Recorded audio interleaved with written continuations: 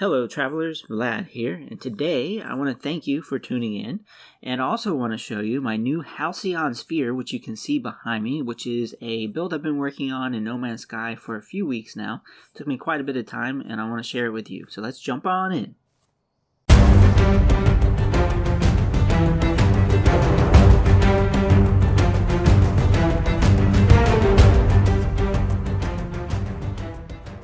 We're going to start things off from a distance, and here we are on the outer edge of the base. We have my power generators, which kind of make this nice little star effect to the central sphere. We have our landing platforms arranged in a half circle around the sphere landing platform, and then we have our viewing platform underneath. And I did build these nice little light bridges, and I used the bite beat machine to animate them. I think it gives a cool effect as you walk across to the sphere and kind of take it in for the first time. Now I did put these little garden areas on the landing pad, this little entrance way to the sphere.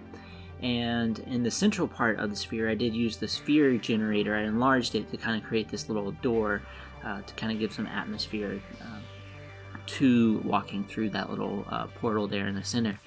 Now, the central theme is a vending trade hub, so I will kind of pan over and let you look, but we have a little seating area and an aquarium over on the left side, and then we have our weapons vendor. And then over in the central spot, we have our gardener. And then over on the right, we have our little science hub. And then we have some trading vendors and some portals. So here is a good look at the weapons vendor. And I tried to kind of clutter this up, make it look lived in, like he was selling stuff. I'm really happy with that little knife, little vending thing over on the wall. It's just some shrunken shovels on the shelf, but it looks pretty cool. And then we have our gardener, who has the little terrarium on his counter. He has some other things up on the counter to kind of draw you in. And then it looks like he's hiding some nip bud behind some of those kiosk things there. But he's got some other plants in there for those who come to buy from him. And then we have our little science terminal area with our science merchant, and he's got his little desk. We've got a bed for some patients who may need some last minute surgery and stuff, and then he's got his own little bits and baubles sitting on the counter to kind of bring the customers in. Then we have our Diplo statue, our little trade terminal, and we have a portal along with a short range teleporter. Now the back wall, the wall that we walk through, I did do this nice little pattern here, and I was going for a sun pattern to kind of go with the whole sphere and the planetary aspect of this build. I think it turned out pretty nice, and I'm really happy with the pattern I was able to create there.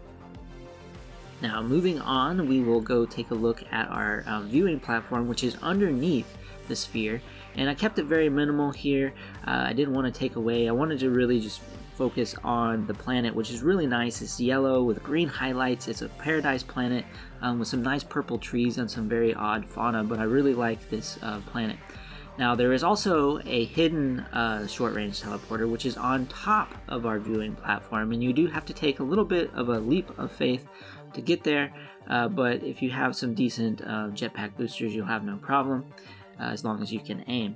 And then we'll take this, and this is where I have my hidden bite beat machine. I labeled the switches so that I knew what they were powering.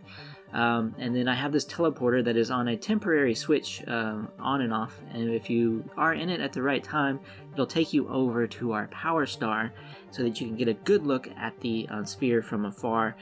You don't have to be flying in your starship.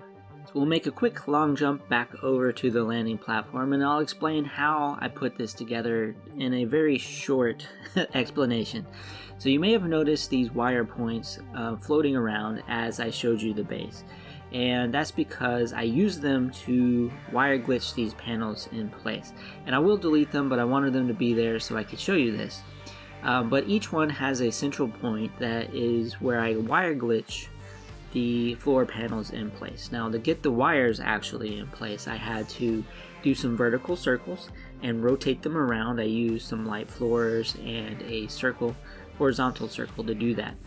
But once I wire glitch these floor panels onto the correct wire point, then you'll notice that it starts to make this sphere shape and I did that all the way around 365 degrees, and then I essentially cut out the 1/4 of the sphere so that I could make this the entranceway.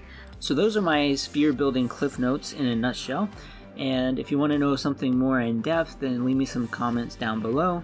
Maybe I can put something together. Don't forget to like, share, and subscribe for the latest content from Vladministrator Gaming. And until next time, I'll see you amongst the stars.